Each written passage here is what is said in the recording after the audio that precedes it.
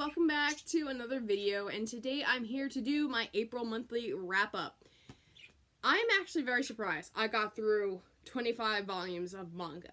Not because I'm a pretty slow reader, but no, I got distracted by an actual book. You know, one with just words in it.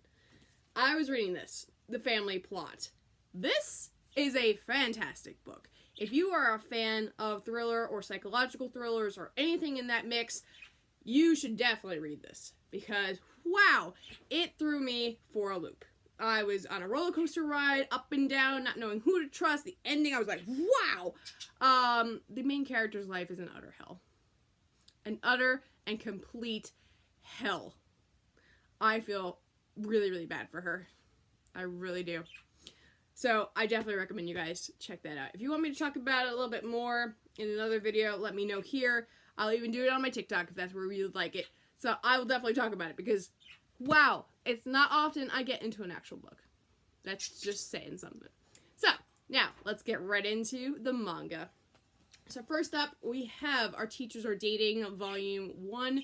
This is the first Yuri I've ever read. It's not the first one I've ever seen, but it's the first one I've read. And this one's basically about two women who are teachers in a school who have somewhat secret relationship. Somewhat. And it basically just talks about their romance and their day-to-day lives as teachers. Next, I know I'm going to butcher the name of this. Kan no Kan, Volumes 1 and 2.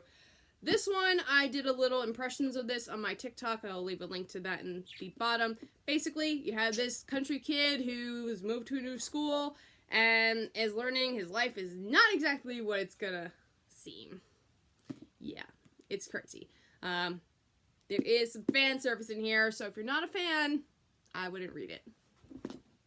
Next up, Can't Stop Cursing You, Volume 1. This is another dark one, and holy crap, it's great. There's a lot of gore, so if you're not a fan of that, I wouldn't read it either. But there's mystery, there's just a lot of supernatural elements to it. I'm absolutely loving it. I cannot wait to read the next volume.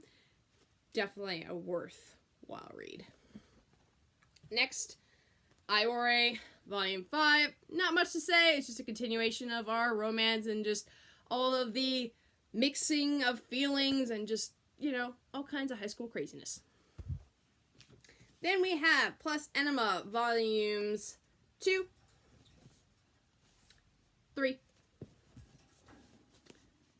4, and 5. I am continuing to read this series and continuing to love it. I did another TikTok about this, about one of the chapters I ended up reading, because it was just full of emotion for me and just surprise, and I just couldn't help myself. But yeah, it's just another wonderful series about these supernatural kids who are trying to find a place where they can just be themselves and not be judged, and it's a great story, so definitely recommend you check that out. Speaking of supernatural, we have The King's Beast, Volume 1, Volume 2, Volume 3. This is a gorgeous cover. I love it. It's so beautiful. Volume 4 and Volume 5. Volume 6 is out. I just don't have that one yet. I can't wait to get it. But this is another fantastic story. Basically follows this girl named Rangetsu, who is trying to get revenge for her brother's death. He was murdered, and she's trying to get revenge for that, but she doesn't know who exactly is responsible because the person that she thought was responsible was set up, or there was just too much rumors about it, so no one really knows. So she and the person that she is sworn to protect are out to try to figure out who is the one who killed her brother. So I absolutely love it. It has gorgeous art. Definitely recommend you guys check this out. Okay, next we have Sugar Princess, Volume 1 and Volume 2. This is a short 2-volume series. I definitely wish there was more of it because I think they really could have expanded the story and just kind of talk a little bit more about her growth in ice skating, but basically it's about this girl who is just chilling out with her brother in the ice skating rink, does something really awesome, catches the eye of a scout, and they have to compete. Again, great story. I totally recommend this one. Next up, I know I'm going to butcher this. Urara. Urara? I don't know. So I read that complete series, so I have volume 1. I'm sorry about the lighting. Volume 2. Volume 3. Volume 4. And volume 5. So this one is about this girl who has amazing not supernatural powers, but spiritual powers is the word I'm looking for. She has great spiritual power, but she doesn't know how to use it yet. And her ancestor, who again had the same ability, decides to come down and help her as her guide. And it basically is a high school romance kind of thing where these two boys who are with her on this journey of trying to get rid of evil spirits around the school and in the school. And there's drama there. It's great. I absolutely love this series. Next is another reread.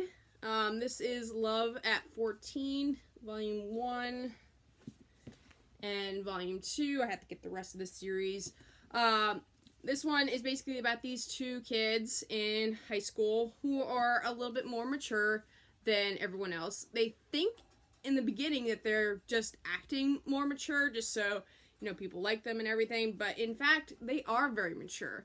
And it basically shows them going through puberty, basically, and just how their relationship grows. Cute little story. Next, another one because of TikTok, A Sign of Affection. I have seen this everywhere, and everyone really seems to love it. I went into this one kind of blind because I didn't really listen to what everyone was saying about it. I just knew that I saw it everywhere, and it's great. It is very fantastic. I didn't know that the main character was deaf. I had no idea about that. So that makes sense with the title, A Sign, because, sign language.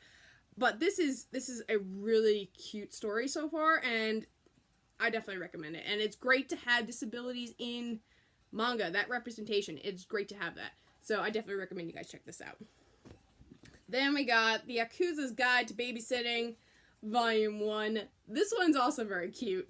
It's about this Yakuza guy who ends up having to look after the boss's daughter so he doesn't get killed, because he's been goofing off a bit and the boss isn't happy. So he's given him a very important job looking after his little girl.